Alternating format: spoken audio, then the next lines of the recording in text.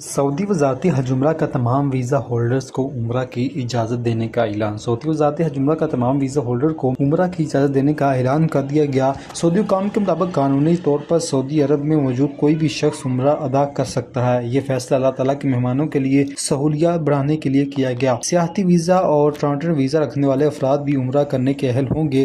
حکام نے عمرہ پیکیج کا انتخاب اور پرمٹ کے اجرا کے لیے آن لائن پلیٹ فارم نقص عمرہ کا استعمال کرنے کی تاکید کی ہے۔ غیر ملکیوں کی جانب سے اپنے دوستوں کے لیے ویزا جاری کرنے کے نئے ضوابط جاری۔ اماراتی شناخت شہریت کسٹم اتھارٹی نے مقیم غیر ملکیوں کے لیے جانب اپنے دوستوں کے لیے ویزے جاری کرانے کے نئے ضوابط جاری کر دیے۔ شناخت شہریت اتھارٹی کا کہنا ہے کہ امارات میں مقیم کوئی بھی غیر ملکی اگر اپنے پہلے درجے کے رشتہ دار کو وزٹ پر بلانے کا خواہش مند ہے تو لازمی ہے کہ اس کے ماہانہ تنخواہ 4000 درہم سے کم نہ ہو۔ اتھارٹی کا مزید کہنا ہے کہ قانونی طور پر مقیم غیر ملکی جانب سے دوسرے یا تیسرے درجے کے رشتہ دار کے لیے ویزا جاری کرنے کی صورت میں ماہانہ تنخواہ کم از کم 8000 درہم مقرر کی گئی۔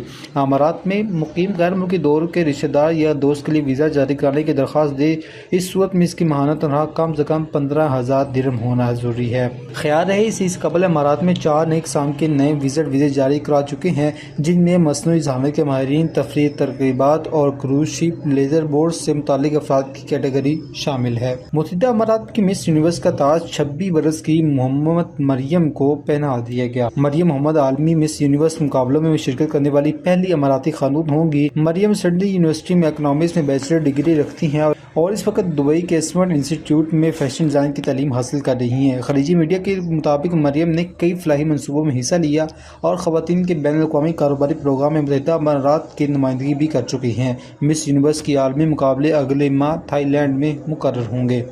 ملک کے مختلف شہروں میں بارش اور بالائی علاقوں میں برفانی سے موسم سرد ہو گیا۔ گرمی کی چھٹی ہوگی۔ خیبر پختونخوا، کشمیر، گلگت بلتستان کے پہاڑی علاقوں میں برفانی نے سردی کی آمد کی نوید سنا دی۔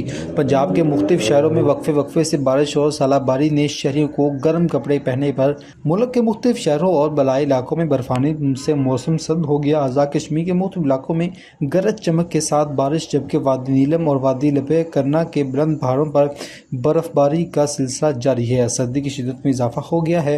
مظفرآباد برف باری سے بالائی علاقوں میں سردی کی شدت بڑھ گئی۔ وادی نیلم کے بالائی علاقوں گریس، رنگیل، شنوکتر، سرجن اور جاگرا میں برف باری سے موسم سرد ہو گیا۔